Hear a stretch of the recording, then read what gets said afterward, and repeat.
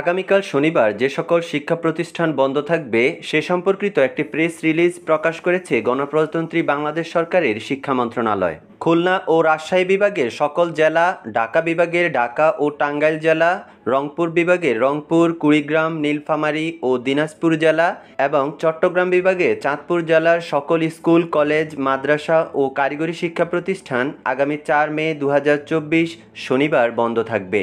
Press রিলিজটিতে বলা হয়েছে, দেশে চলমান তাপপ্রবাহের কারণে আবহাওয়া অধিদপ্তরের আবহাওয়া পূর্বাভাসের ভিত্তিতে খুলনা ও রাজশাহী বিভাগের সকল জেলার, ঢাকা বিভাগের ঢাকা ও টাঙ্গাইল জেলার, চট্টগ্রাম বিভাগের চাঁদপুর জেলার এবং রংপুর বিভাগের রংপুর, কুড়িগ্রাম, নীলফামারী ও দিনাজপুর জেলার সকল মাধ্যমিক স্কুল, কলেজ, মাদ্রাসা ও কারিগরি শিক্ষা প্রতিষ্ঠান আগামী শনিবার 4 মে 2024 তারিখ বন্ধ থাকবে।